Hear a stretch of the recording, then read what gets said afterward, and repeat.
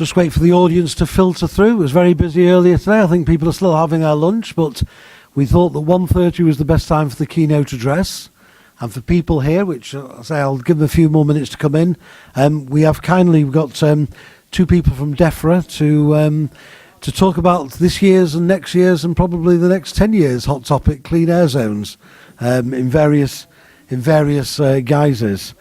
I'll just tell you who's here. We have Alison Madam, who is the policy lead at the JACU, the Joint Air Quality Unit of DEFRA. And I also have Naomi Fitzgibbons, who is the policy advisor at JACU. And why I say it in a French accent, I don't know, but nevertheless, just the way it seemed to appear to me. So we'll just get some stragglers in. And I say we were very busy before, and I hope people aren't having their lunch, but we'll make another announcement. The two ladies from DEFRA have to be gone by 2:30, so if I prompt them along, I'm sure they'll be happy about that at some point. But let's get to the meat of the argument and the meat of the subject. Do you want to announce it one more time before we start? Okay, good to go. Yeah. Okay, we'll start in a couple of minutes. Oh, it's almost like Simon Says now, isn't it, Alison? I'm so sorry.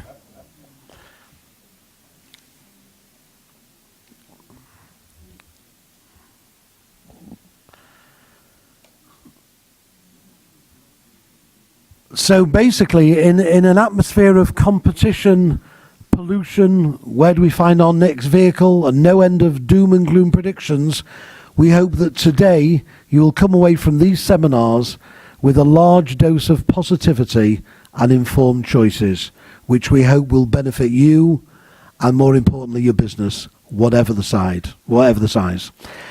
You know that one of our key mantras is knowledge is key. And therefore, today we have managed to secure the participation of DEFRA on today, and next year's hot topic, clean air zones. I'll introduce the two ladies on stage now. I'll just give them a brief synopsis of who they are, and then we'll open questions up later. We have Alison Madam, who is the policy lead at DEFRA, the JACU, the Joint Air Quality Unit. Alison heads a team who introduced legislation to help create a database of taxis and private hire vehicles to support the digital infrastructure needed to run charging clean air zones. As part of this work, she and her team have carried out a series of roundtable discussions over the past few months, updating industry stakeholders on the latest developments and the various clean air initiative and policies being instigated in selected cities and towns across England. And we also have, Alison, if you want to come up, we also have Naomi Fitzgibbons, who is the policy advisor at JACU of the Department of DEFRA. Naomi's area of responsibility is communication, and it is her fervent belief that with more licensing authorities, especially those in line for the next implementation of the clean air policies and possible clean air charging, we need to take more of a lead in advising taxi and private hire license holders in their districts the timetable, possible change of vehicle, and possible clean air zones. Alison, Naomi, I'll get you a. Yes, with the greatest pleasure. Is that all right? I'll take my. Sorry, it's just easier. Ooh, are they on? Yeah, they are on. Okay. Oh, right. Okay. It's off-putting having both of them here. So, hello everybody. Good to be here today. As you've kindly introduced me, my name's Alison. I work with Naomi in a joint air quality unit, and that combines staff from DEFRA, but also from the Department for Transport as well. I'm happy to have my colleagues Thomas and Paul here as well, who you've met and been introduced to maybe earlier today. And when we get onto the Q&A session, may be able to help me out if there's some technical questions that might be more on their side. So thanks, guys, for being here as well.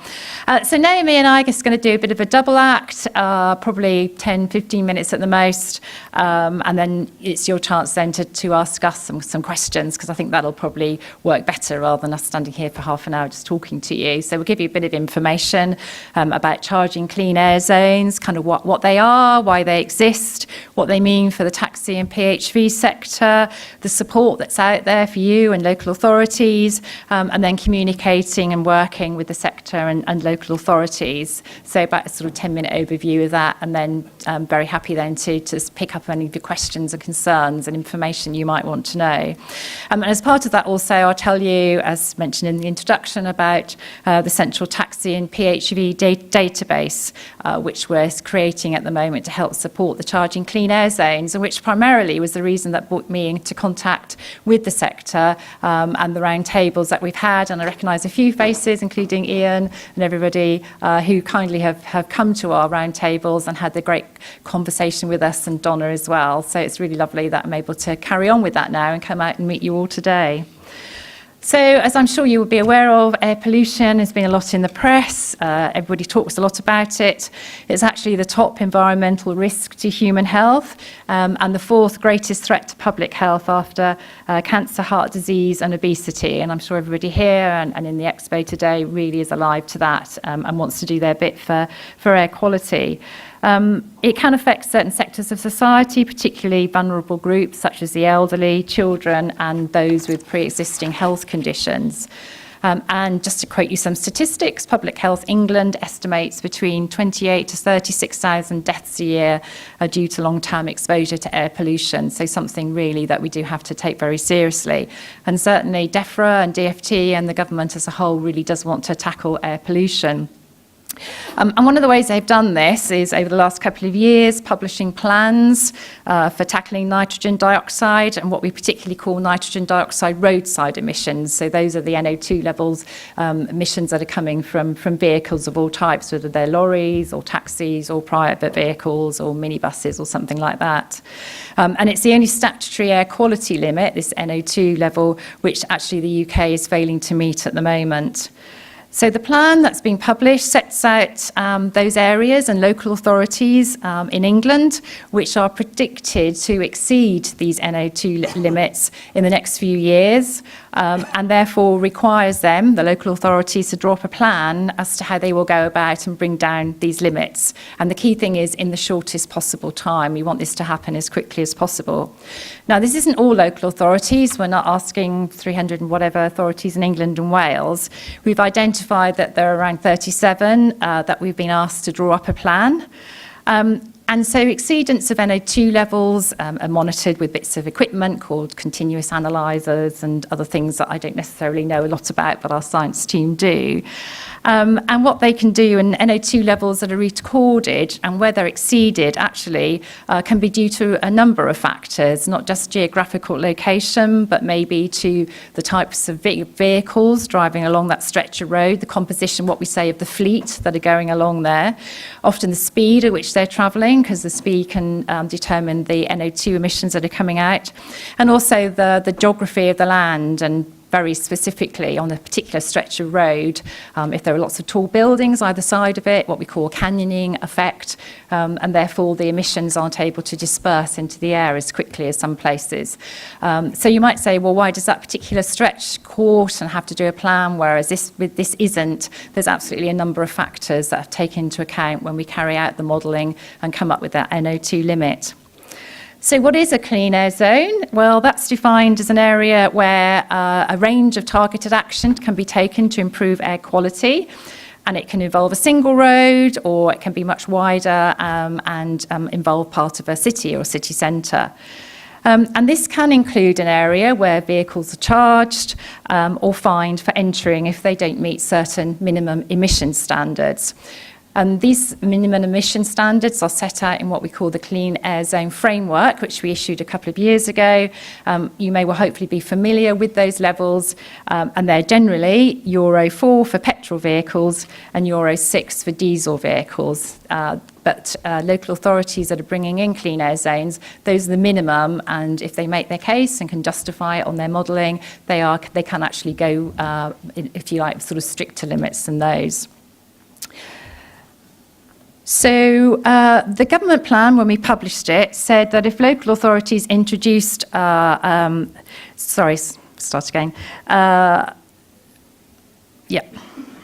We suggested that local authorities might like to introduce a clean air zone which charged all types of vehicles which didn't comply with minimum emission standards, and then this was baselined and would ensure that NO2 levels would come down in the shortest possible time. Now, by charging, this would encourage people either not to use the zone, to think twice, maybe to use public transport, or in other cases maybe use a vehicle which was what we call a sort of greener or cleaner vehicle and would comply with those standards. However, if local authorities could demonstrate that there were other ways to reduce the NO2 levels in the same time frame rather than through a charging clean air zone, and there was evidence to show that this was possible, then we were very happy for them to do so, and we would fund them in the same way. So you'll have heard, I'm sure, that Birmingham and Leeds will be introducing charging clean air zones from January next year. Birmingham have decided to charge all vehicles, whilst Leeds will only be charging buses, coaches, taxis, PHVs and HGVs. And there are different classes of charging clean air zones, which I won't go into now, but if anybody wants to discuss them a bit more, then we can go into that. So Leeds has been able to show that NO2 levels will be reduced in their particular areas and city centre where there are exceedances just by charging vehicles and not by vans, minibuses or private cars. But as I said before, not all local authorities will have to introduce a charging clean air zone if they can show that other things such as bus retrofitting, taxi licensing changes and changes to junction layouts can achieve the same outcome and in the same time frame or even quicker. An example of that is Derby City Council, who just recently we've given them the go-ahead to go ahead with their local NO2 plan. And that's really around targeted traffic management measures on a particular stretch of its inner ring road. And this involves changes to junction layouts, traffic signalling and rerouting of the traffic. And you may be aware that Nottingham, their plan was agreed a couple of months ago or last year, and that was very much around retrofitting programme on their buses. And at this point, because usually someone asks me about London, I should also point out that the running of the London congestion charge and the ultra-low emission zones are the responsibility of the Mayor of London. So I'm sure you may have questions on that, but we don't have much control over what happens there, and that is a very local decision there. So before I hand over to Naomi, I just wanted to say a few words about the taxi and PHV database that we're just creating now as part of all the IT that's going to support the operation of the charging clean air zones, because you'll have cameras which are capturing automatic number plate recognition. Then this will go into a kind of central system and run across lots of databases and things. And one of the ones that we wanted to create was ones that would help those local authorities who are introducing these clean air zones to identify all taxis and PHVs driving in around their charging zone, not just those that have been licensed by that particular authority, because although they know the ones that they licensed, they don't know their neighbouring authorities or anywhere else in the country and those particular details. So that does mean then that all taxis and PHVs will be charged if the required emission standard hasn't been met, not just those licensed by that authority. And also, it's the case, in some cases, as I've said, the difference between Leeds and Birmingham, where some authorities may decide to charge all vehicles, including private vehicles. Others may decide not to charge private cars, and therefore they'll need to differentiate between the two, and taxis and PHVs, or maybe there's a different charge as well. But local authorities have asked for this database, and we've worked very closely with various people to introduce law, which actually requires now allow all English and Welsh licensing authorities, all 315 of them, to provide us about certain basic details about the taxis and PHVs that they've licensed in their area, and from that we'll create a central database. I should stress though, and again we usually ask questions about this, that the database won't contain details about drivers. This will be purely around the vehicles so that we can link it to air quality purposes. And we're very much alive to the GDPR regulations and the requirements around that and the storage of the information. So that's a very brief overview of charging clean air zones, why they're being operated, how they're going to operate, and the taxi and PHV database and how that will support local authorities in implementing the charging zone.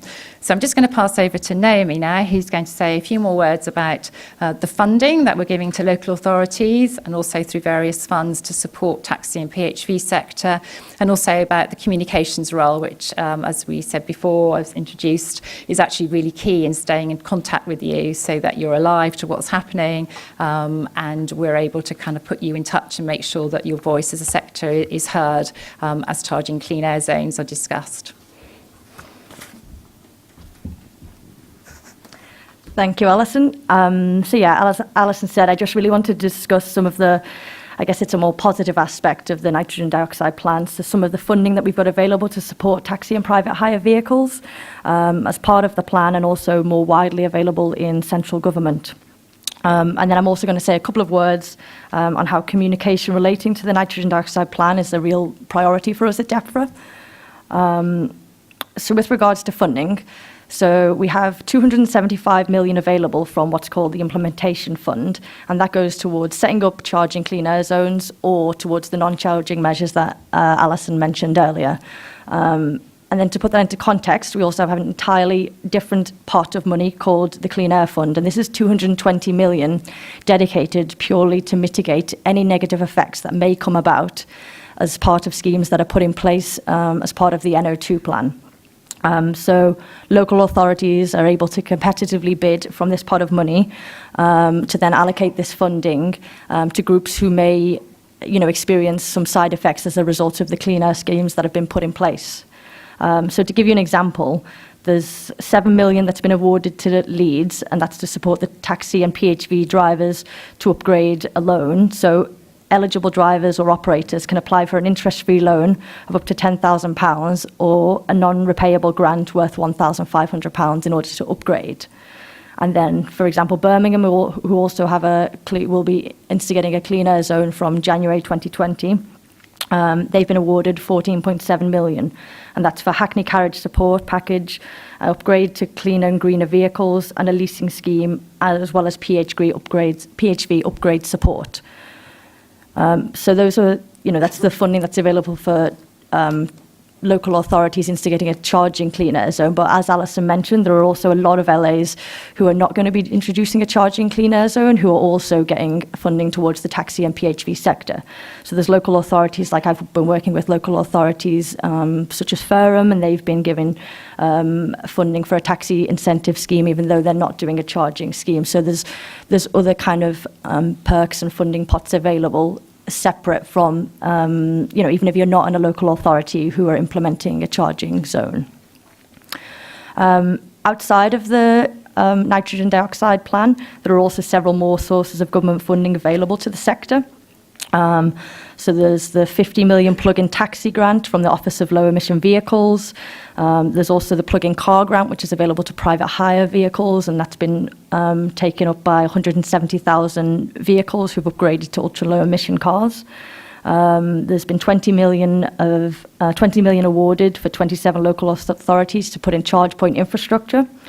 DFT are funding the Energy Savings Trust to be able to advise local authorities to help taxis on the best way that they can upgrade to ultra-low emission vehicles. And then there's also a push where governments are going to reduce the excise duty paid by purpose-built ultra-low emission vehicle taxis. So there is there is lots of options available, and we would really urge you to speak to your local authorities about ways that you can upgrade, or if you're looking to do that, particularly if you're in a charging clean air zone, we would advise speaking to your local authorities to really see what options are available for you if you are looking to upgrade. So another critical way that we're hoping to support the taxi and PHV sector is by communicating with the industry to make you aware of the purposes of the clean air zones and also of the funding available. So government's creating and launching in the next couple of months a nationwide comms campaign, and this will be as well as the kind of localized communications campaigns that are happening in every local area. And then since last year, as Alison mentioned, we've been working really closely, holding roundtable meetings with key industry stakeholders where we've, have been really interesting. We've really enjoyed getting input and hearing concerns from the taxi industry. That's definitely been eye-opening and has really helped us understand the needs and given the sector a real voice. We've also published articles in trade publications such as Private Hire and Taxi Monthly. And also events like these are really invaluable for us to give us a chance to really get the message out there about clean air zones. Because as Alison said, I think there's a lot of things in the media that might not be entirely true. So I guess we're really grateful to be given the opportunity to really come here and tell you, what's coming on from the point of view of DEFRA and from central government. So to summarise, we just really want to work with the industry in order to reduce air pollution, make our air safer to breathe, while minimising and providing support as we do so and we go forward and introduce these clean air zone plans. Thank you. Thank you. I also just wanted to quickly mention, so some of we're working with some contractors called Informed Solutions. So we've got a couple of colleagues here from Informed, and they'll be developing the payment system. And they're really interested in hearing from drivers who would be interested in kind of testing the prototype of the payment system to see how they find it to use. So I guess drivers from anywhere, but particularly if there are any here from Birmingham or Leeds, they'd be really interested in getting contact details. So you can come and speak to us at the end if you'd be happy to kind of give your details and be willing to kind of test the payment system prototype. That would be really useful. Thank you. Okay, we have some prepared questions for Naomi and Alison. Can't go out scot-free. But before I do that, from the audience, yes, we have a gentleman there who wants to ask a question of... we have two, okay. Oh, 4, 5. We might not have time for your prepared questions. Okay. It's working? Yeah. I appreciate you coming here to face the music, as it were, because I'm sure you're going to get a lot of hostile questions. But given that the Department of Transport are giving a considerable sum of money to local authorities, maybe somebody in the room, perhaps not yourself, could answer how much monitoring will be made over the overseeing of the funding to local authorities to ensure that they are not using it to prop up their under-resourced departments of licensing, what am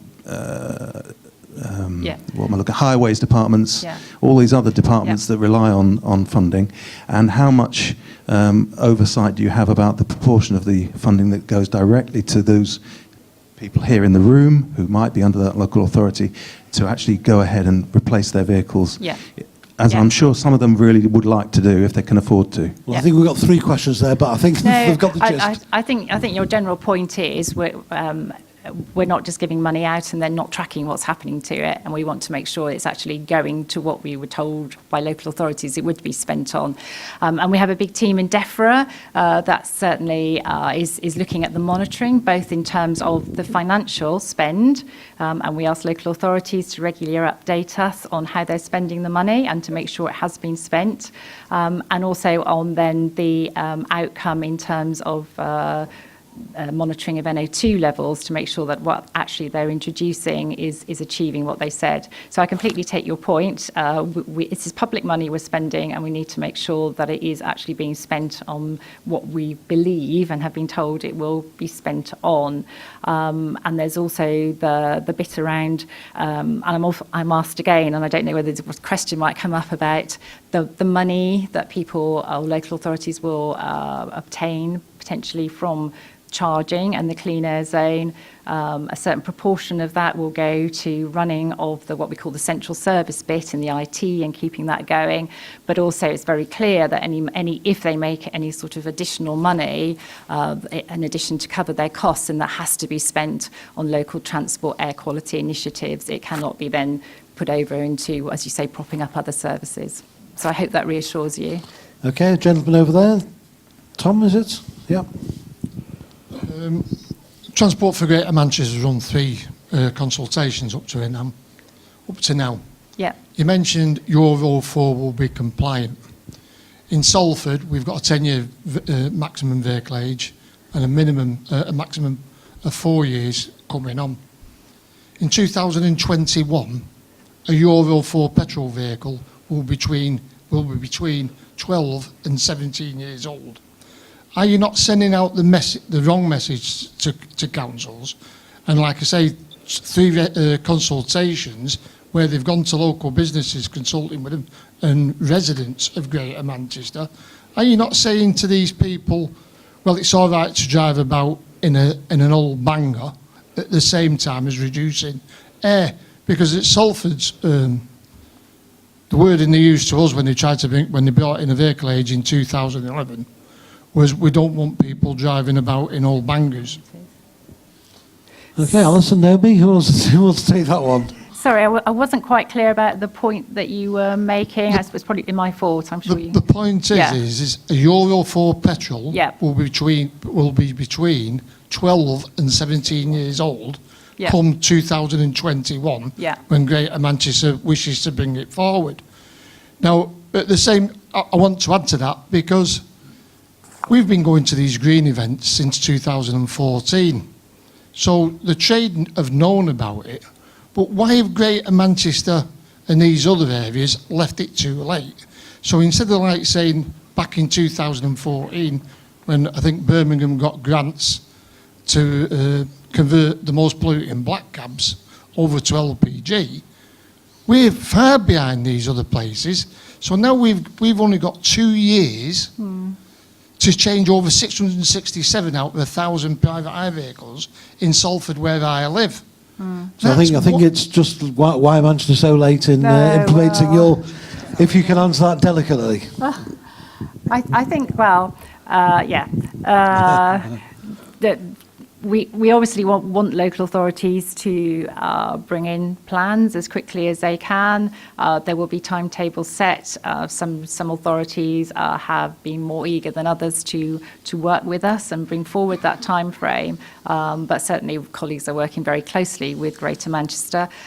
If there is some impact on particularly the taxi sector in that you feel the time has been squeezed and the opportunity to change your vehicles, then I'm sure, as you are, please do make your views known in the consultation. And I know the kind of informal consultation that they've got out at the moment.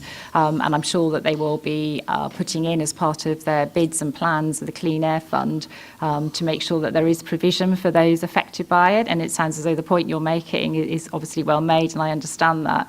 So and that's through your organisations and others, do make those representations to the local authority about the situation you'll find yourself in. And certainly within DEFRA, we're very open to the bids that everybody will be making to, as Naomi said, the impact that specific local plans have on specific sectors and how we can mitigate for that. So have DEFRA got absolute power or just merely suggestions to the local authorities to implement your dictates? So we have power in the sense that we have issued ministerial directions that require local authorities to produce their plans to certain deadlines. But we very much believe that it's for local authorities to know their local area and to provide us with the robust evidence for what the options and measures that they're suggesting at the end of the day. Okay. I think the gentleman was over here. Was that the gentleman in front? Yes. Hello. Good afternoon. I just want to, I live in Oldham, in the AGMA Manchester, because I just want to ask you, because where I live is only 3 roads are affected by the NO2. How they are going to implement the free zones in Greater Manchester areas, how they are going to establish that this is the car is coming along from Oldham, they are going to be charged or not charged, because Oldham AGMA is 2 big areas because 130 miles radius. So how they are going to establish that one? Yeah. That's my first question. And also, why not the DEBRA, given the opportunity as the Derby is doing it to improve the quality of the roads and other process of flow of the free cars, that sort of things. Why the AGMA have to implement the paying in zones and so on. Why Okay, they're well, not let's doing let this? Naomi or Alison answer that question, I think. So if I take the first one, because I think that's around really the taxi database, in that when a taxi or a PHV drives into an area that will charge, it will pick up through the cameras the registration numbers of the vehicles, and then it will be through and I'm afraid we don't have all the digital IPT people here who are kind of building the system to explain this better than I could, but it'll go into the mix and it'll be checked against various databases and information.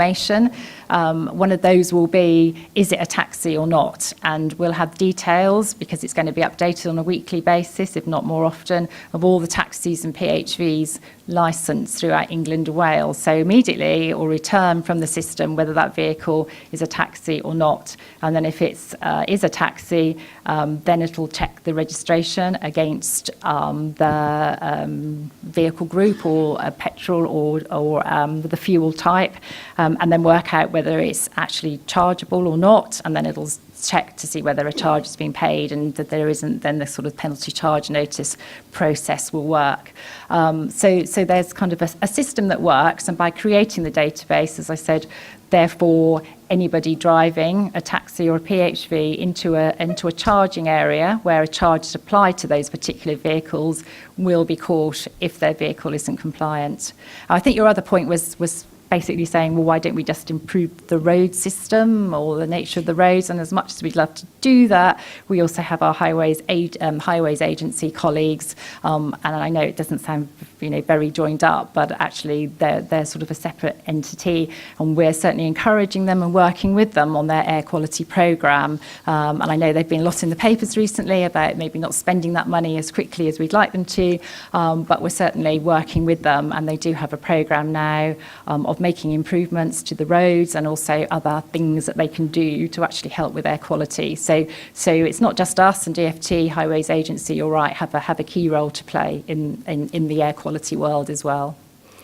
Okay, gentleman over there. I know we will get to all your questions, I promise you. Is that working? Yeah, hi. Yeah. A couple of things. You're mentioning that certain authorities are going to charge private hire vehicles and hackney carriage. Now, if the taxi test, which we have to do twice a year, is carried out correctly, surely that means that the taxi or private hire vehicle is going to be cleaner than some private vehicles.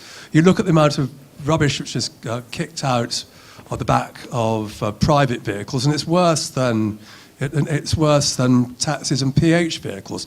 And my biggest point, which I've discussed with other people in the business, is that we believe that the whole business about get diesels off the road was handled extremely badly, because it's cost jobs and possibly contributed in certain manufacturers withdrawing their operations in this country. Now, since this attack on diesel has carried out, and people are buying more petrol engines, CO2 levels have rocketed. Now, if it was the new Euro 6 engine is cleaner than a lot of the petrol engines. Now, the whole thing was handled very badly, I think, because everybody thinks we've got to scrap our diesels. We had to scrap diesels. But the point about the modern diesel engine being incredibly clean was never put over. So that's cost jobs and it's cost people their livelihoods. It's been handled extremely badly. I know you guys aren't responsible for that. No. Let's answer this. But really, So I think, it's been done very badly. Anyway, I rest my case. Sorry, one So- second, so I think- Alison. Vinny, is your question related to that? Then, Vinny, do you want to ask that at the same time? Sorry, I'm losing This the is track Vinny of all from Voyager MPV. Hi. I will come to you, gentlemen, I promise you. Hi. A follow-on to that, really. I agree completely with what that chap's saying about it's been handled very badly. And the demise of the diesel engine and the government effectively pushing people into electric vehicles.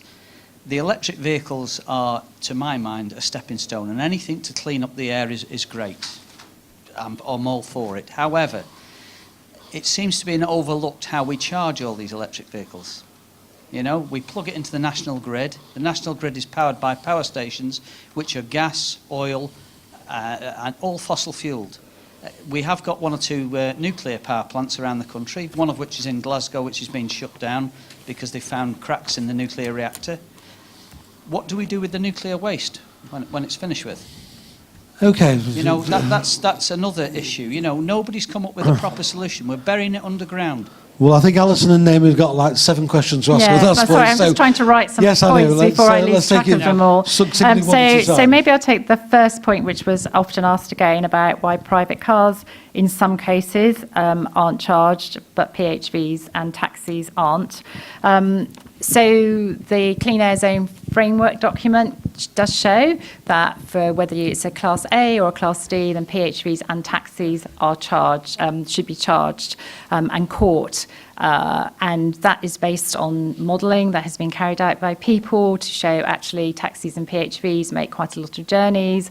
By sort of working with this sector, then it's quite easy or easier maybe to make changes more quickly than individual private car journeys, as taxis and PHVs are collectively making quite a lot of journeys into various areas. I know you probably won't agree with me on that because I've said that before, and I know people don't agree with that approach. I'm sorry, but it is actually just set out now in our clean air framework, and that's the situation. Local authorities, by their own modelling and knowing the fleet composition and looking at the mixture of the vehicles that go into those areas, predominantly city centres where they're having the NO2 issues, can make those decisions about the nature of the charging, how much, and as Naomi said, giving you support in how you can look to change your vehicle or other initiatives around there. That's the situation, and as we say, we're providing support to local authorities to pass that on to those sectors that are affected. Your point about the diesel, I'm not sure that I can say anything other than yes. Others that went before us, we dealt with the situation and we are where we are with it, but we do acknowledge that and want to work with people through it. And then the other point the gentleman raised about charging points, often again we're asked about this in that we have this chicken and egg situation where electric vehicles, we're encouraging people to do those, and yet we don't have the charging points. And I know for PHV sector, they can't make use of the taxi ranks and opportunities to plug in there. They may not have the opportunity to plug in at home. So in a way, they're being penalised. And again, I'm saying we acknowledge that, and it is the kind of situation where until there are more electric vehicles on the road, the demand for the charging and sort of which comes first. But again, as Naomi touched on, there have been various funding measures, both as part of the NO2 plans and earlier, where local authorities again can apply for funding and to increase that network. So I think hopefully over the next couple of years, we will definitely see an increase in the infrastructure there for electric charging points. And in that regard, following on from this, we've got a short presentation on EV technology. There so you go, then. Thank you for introducing Great. that for Alistair Clark after this. The gentleman at the back there was next. A couple more questions and then we'll have to head off, I I'm afraid. do appreciate they Yep. have to go. So couple of quick questions. Yes, we will get to you. Quick question, please, sir. The question I've got is, I've bought a car, I've upgraded to a car which is a hybrid, petrol, Euro 6, and I probably won't be the only person that's done it a few months ago. Now you're talking about the funding. Can I claim that funding? Because I put myself in debt for all this lot. Okay, So so can I, okay, too so late. quick questions about funding. Well, I think we've probably answered it before. In it depends if you're going to be charged and what the particular arrangements are, and if there are any exemptions at that local authority. Because I should say that local authorities, although there are minimum standards that they have to apply, there are also local exemptions that they can also introduce for particular types of vehicles or for particular sectors as well. So again, it's very much working with your local authority over that. Okay, you appreciate that the ladies have to go. So one quick question from this gentleman here. I will get to you, I promise you. And then literally, are we okay for 5 minutes? Yeah. 5 minutes. So we've got a quick question from the gentleman over here. No, cheers. Thank you very much. It's to do with cleaner air zones. I'm from Derby, and we've had this Derby, Nottingham, Birmingham, Leeds, and I think that's Sheffield or Southampton. But the thing that gets me, everything seems to be put back onto local authorities. We're having regular meetings. They're under pressure from DEFRA to meet certain targets. So you're talking about climate change, but what about the current financial situation that the taxi trade finds itself? So it's great having these policies and great big aspirations. In Derby, they want to start introducing an age limit. If we stick to what DEFRA's asking, Euro 4 for petrol, Euro 6 for diesel, that will be something that's financially viable. If we're within the business plan, we can do it. But the way the taxi trade is being railroaded now, along with the bus companies Okay, I and think the we're getting haulage beyond the vehicles, question into sort but of... the question thing. is, So- should the government or DEFRA not take a bit more responsibility in rather than leaving it to the local authorities? Because I personally feel Derby is being rushed into something, and with the austerity measures, the officers are disappearing. Okay, so we haven't got let the expertise. the ladies answer So that can the question. government not take a bit more responsibility Okay, rather than just so- leave it to the local I authority? think Because I've got no confidence in them. yeah, I mean, we're often, as you may be aware, we've been forced by sort of certainly challenged by Client Earth that we need to do more. So, which is why we produced several plans.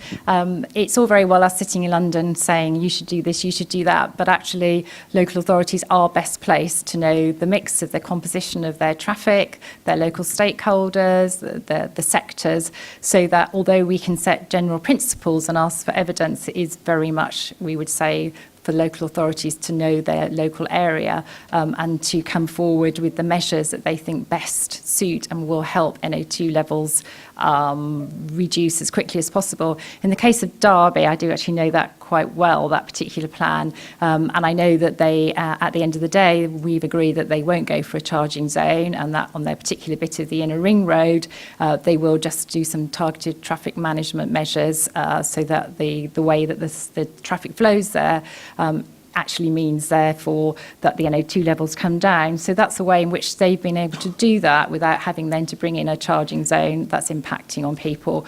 But we do really think as a government that it is for local authorities on the ground to know how best that their initiatives and to get the evidence and to certainly, we're all working on the same goal to bring NO2 levels down in the shortest possible time. Okay, and lastly, I've got the gentleman in the plaid shirts here, because I did promise him to get his question in. Quick question, and then the ladies have got to go.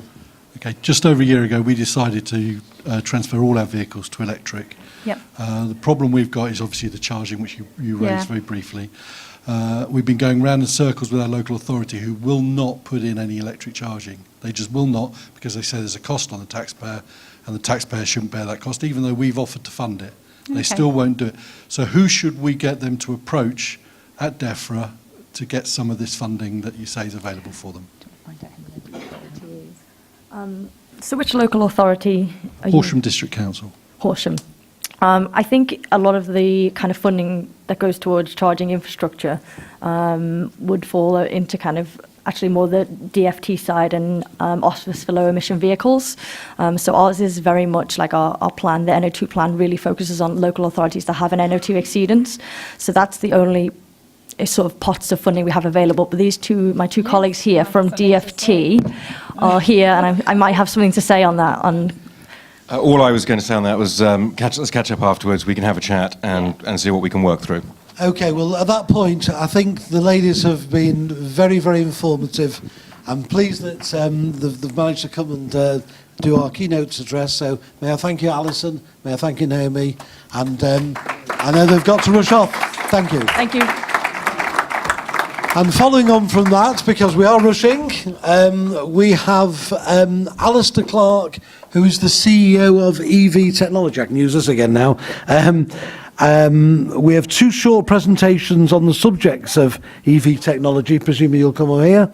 And so may I invite Alistair Clark, who was the founder of eConnect Cars, London's first all-electric taxi service, to have a brief talk. Alistair. Yeah, thank you. I think it was just starting to warm up there with some good questions, so I'm hoping that we can follow that on. Just to give some very brief background, so 2013, 2014, I started eConnect Cars, which was, as you say, London's first all-electric taxi company. We used the 24-kilowatt Nissan Leaf. There were 3 rapid chargers in London, so I think we were a bit early, but seeing what the environment is now, there's still quite a few challenges, but what I'm hoping we can do is help those people who are looking to change And I'm really pleased to hear that there are a lot of people wanting to make that change, to be able to help them to make it, and to make it a success, economically, viably, sustainability, environmentally, everything else. So rather than me stand up and do a talk, I'd rather... Let's invite questions of Alistair, questions, yes. yeah, If I've got one to start everyone off, what kind of training could be provided to both fleet operators and individual vehicle owners as to how to select and maintain an electric vehicle viably and economically?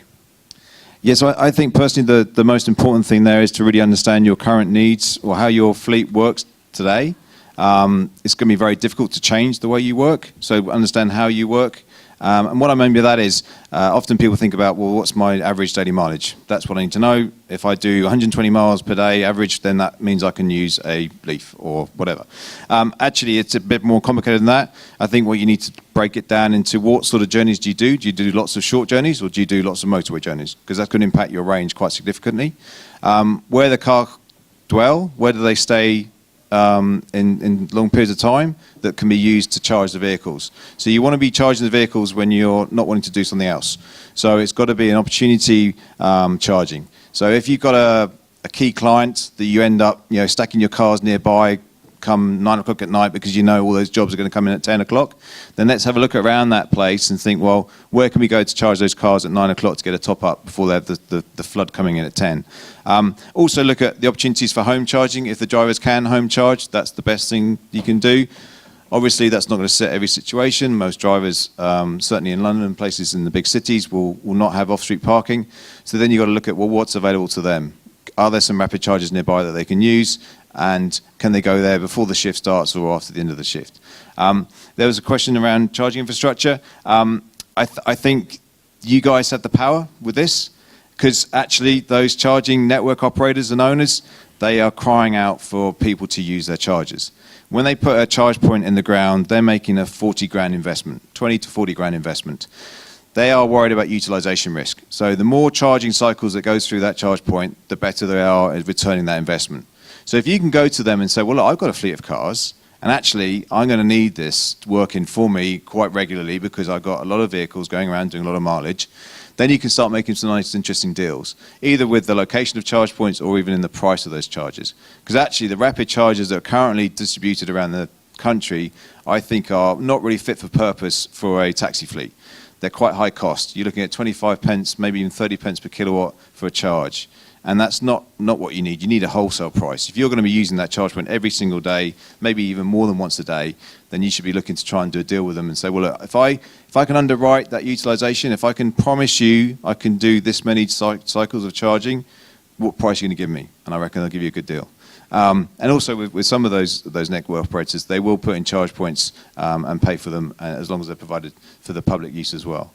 So certainly we can find some people to help you there. Okay, another question for Alistair from the audience? Yes? Great, excellent. The gentleman in the plaid chairs again. Yeah. Hi. We have a high-capacity charger in our village. Now, we are a rural taxi company, so we don't have an issue with NO2, we don't have an issue with CO2.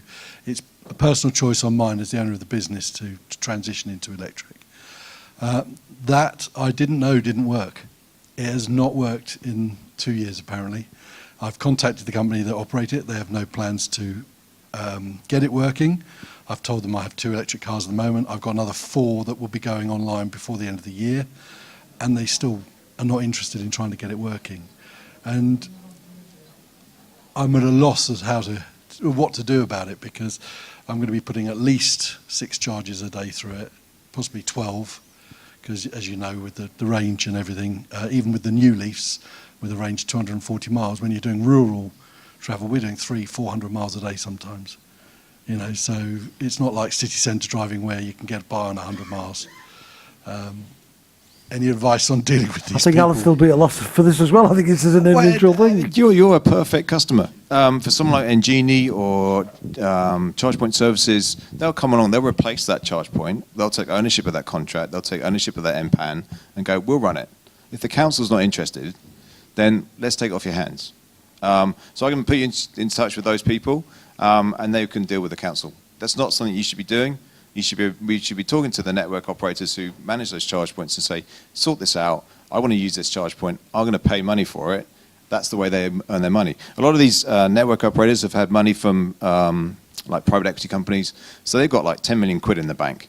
And they need to spend it, but they need to spend it with the knowledge that that utilization risk is going to be managed. So their biggest challenge is to basically land grab.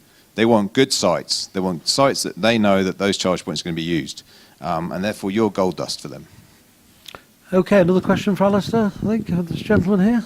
Next, leading on to what I asked the Department of Transport, how much of the revenue from the electricity providers that you're speaking about here is likely to go back into the public purse to fund the additional costs that obviously local authorities might incur as a result of the excess driving in the areas around these facilities? What percentage is likely to go back into the public realm, and how much is going to be kept by shareholders? And also, leading on from that, there must be some incentives from the government in addition. Is that being underwritten as a kind of a like with the wind power? There was a rush into solar power and wind power. Then the government pulled out their subsidy? That's the word I'm looking for, and they all disappeared. So is it just some way of generating income for these investment companies, or is it a genuine long-term policy which they're going to stick with, like these Engenies and these other companies? Are they here to stay? That's what I'm asking, really. Yeah, I think they are here to stay. I think the number of electric vehicles that are coming onto the roads means that these companies are making some really good strides. There was a company called ChargeMaster, which was one of the first to build a network. That got sold to BP for 140 million. So that guy made 140 million by setting up a charge point network. So the likes of BP and Shell are coming into this market now, and they don't play for less than a few hundred million. So whilst they're very much used to going out and drilling oil wells and gas wells, etc., and putting a lot of money into this, they're seeing this as the future. So these guys are in it for the long term. So I don't think you're going to see them run away. And what you're also seeing is they envisioned their old petrol stations becoming less and less used. So what are they going to do? And actually, rapid chargers are perfect for them, because the dwell time of someone sitting waiting for their car to charge, which might be only 15, 20 minutes, means they're going to be spending 15, 20 minutes in their shop thinking about, oh yeah, I'm just going to get some milk, or I need to go. So there's lots of that sort of So when business. the big boys are entering the arena, things will be chastened up very quickly.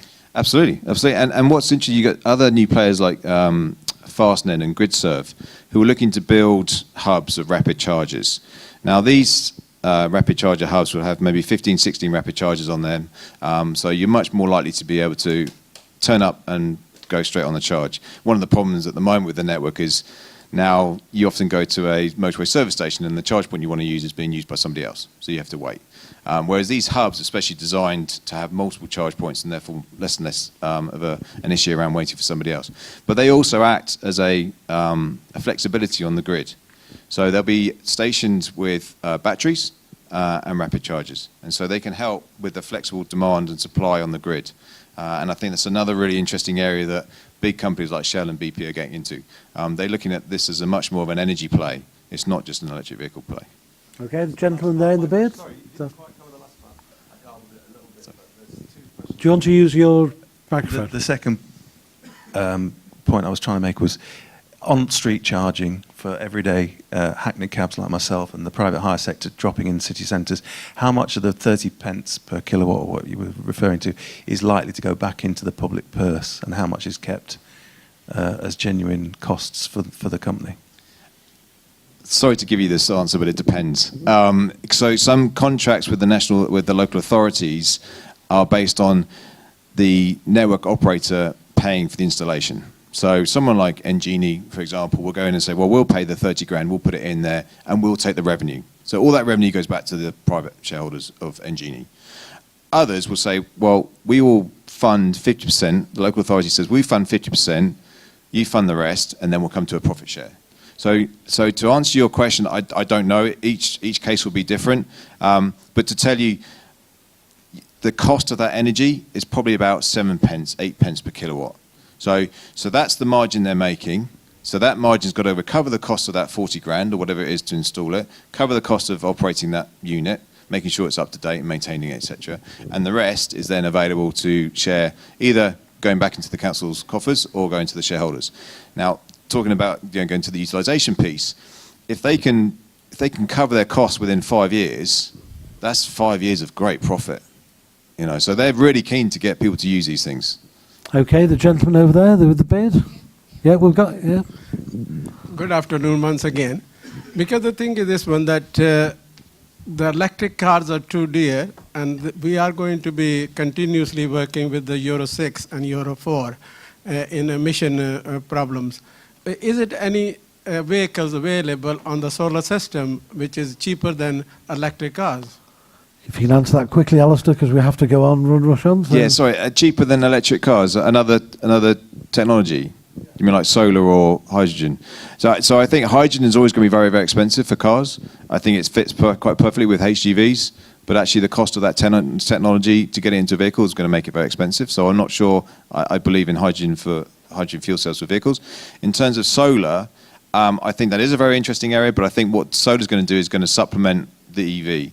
So you're going to have panels of the body of the car, basically solar panels, but that will make sure it'll just extend your range. So while the 40 kilowatt car might be able to do 160 miles, with solar panels it might be able to do 180, 200 miles. So I don't think it's ever going to replace that. Okay, may I thank Alistair for enlightening us on the EV technology. And at the same time, our last short presentation is from thank you very much. It's from two gentlemen talking about retrofit technology. I have, which could be the big thing. May I invite up on the stage Olke Faber and Mike Scott. Olke is the head of compliance of Vehicle Repowering Solutions. Their vehicle converters, the black cap trade. And over and above that, Mike will be speaking alongside him. They have a company which is created with enthusiastic people with experience of alternative fuel industry. I think Mike's expertise is for the private hire trade. So we've got black cab and private hire. Have I misunderstood that? Yep. Okay, so, okay. All right. Hi, welcome. My name's Elke Faber from... Sorry, I do apologise for mispronunciation. Oh, that's all right. That's all right. Get it all the time. Right, so what we specialise in is black cabs.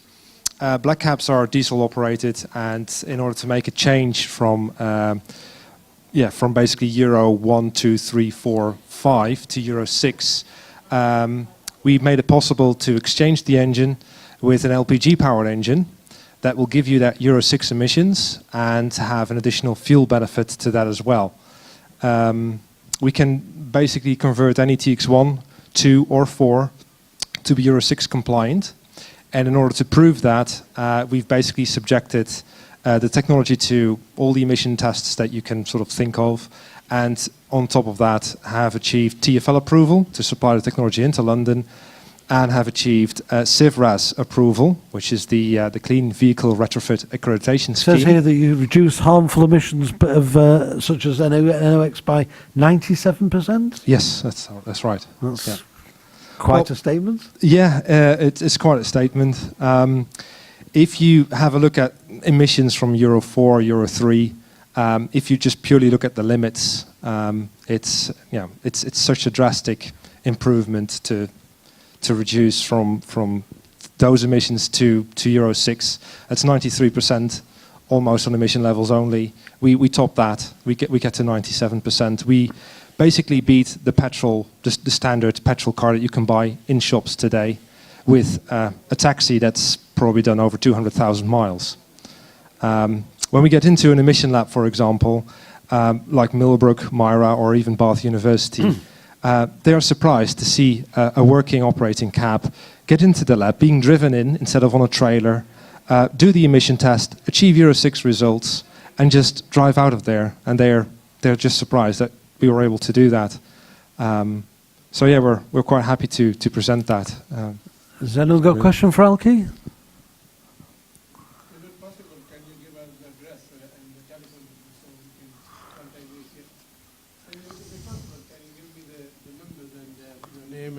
can contribute. Well, if that's you need. okay. Well, that can be Yeah, sure. Covered, We've got a very taxi here on the autogas on stand, the autogas stand.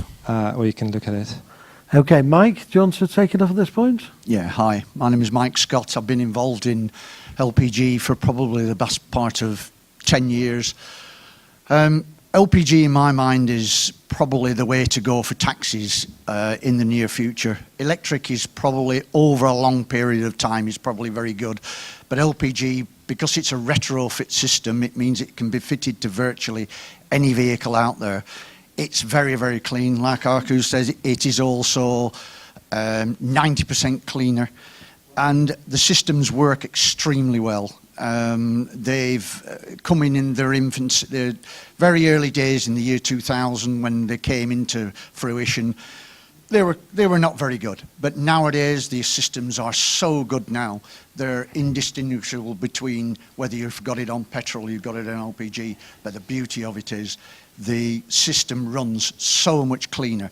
It's better for the engines. You don't have to service the vehicle as much. So consequently, you're not using more oil. So you're extending your servicing. It's better for the engine because it's cleaner. It doesn't destroy the oil, which in turn doesn't destroy the engine.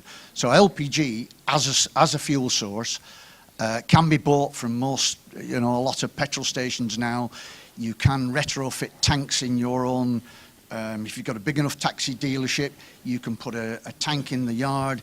You can buy LPG in a wholesale basis. So LPG as a fuel is very, very clean and very accessible to taxi drivers, especially with Euro 4, because it turns a Euro 4, which is quite a dirty car, into a very, very clean car. Contrary to what a lot of people out there will probably have heard or have had people come to you, oh, we've had LPG, it ruins our engine, it destroys it. That is not the case nowadays. Buy decent systems, put decent systems on there, they are very, very good. And in my mind, LPG is the way to go. Okay, a question? Any question? Yeah, Donna, the question for Mike? Yes, okay. Use your microphone. Hello? Yes? Is it working now? Right. For both of you, what is the bottom line? So for black cab conversion and for private hire or saloon conversion, Donna, speak into the microphone. yeah, for either type of vehicle, what is the cost? Right. So for a black cab, being a diesel engine, we replaced the full engine. So there's quite a significant cost into changing your vehicle over to become Euro 6 compliant.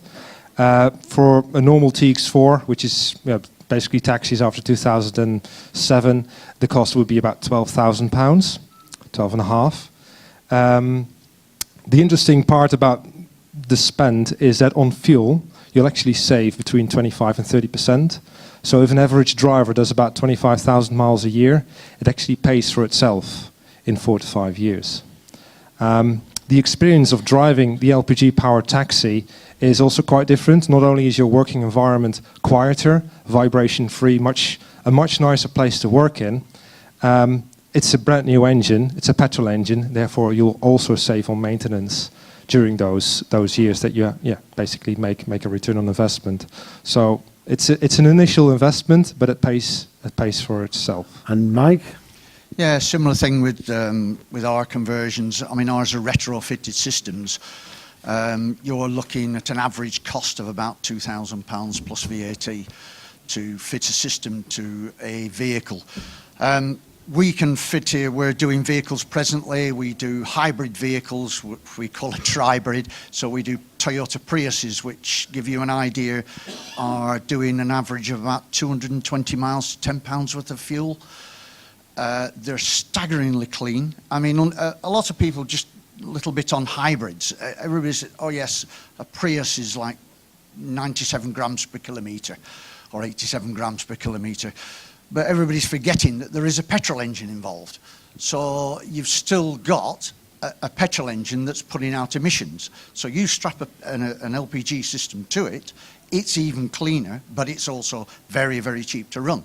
And again, like Arko says, the usage on the engine is very, very good because it doesn't destroy the oil, which in turn doesn't harm the engine itself. So the engine will do the longevity of the engine will be a lot longer than you would ever get out of a diesel engine, say. Plus, you've got none of all the diesel particulates that you've got to bother with. It's really clean. Okay, I think we've got a final question from Mr. Broster over there. Thank you. It's a question for you. When you talk about Do you want to speak into the microphone? I can't. When you talk about retrofitting the systems, can you contour the fuel tanks for different types of vehicles? Because space is, it's really important in taxis and private hire vehicles. Yeah, it's something that we always look at. We always consult with the taxi driver at the time and look at what type of work he's doing. Is he going to do airports? Is he doing local runs? So we tailor the tank to suit the actual accommodation that the customer requires. We can fit large tanks. We've done taxi drivers that are doing lots of airport runs, so they're up and down the country all the time. So we can carry more fuel. Because the one thing about LPG is that you can't bump into every single petrol station, that's got LPG. So the more fuel you carry, the better it is, because you're not then going in and out, and you're not changing back to petrol all the time. So you want to try and keep it on LPG as long as possible. So yeah, we can tailor a gas tank to suit whatever your requirements are. Okay, thank you, ladies and gentlemen. That concludes our short presentations. The last part of yes, please, round of applause for Alki and Mike. Our last part of today is the Q&A forum, which will be in about let's say 3 o'clock. Okay, thank you very much for your time.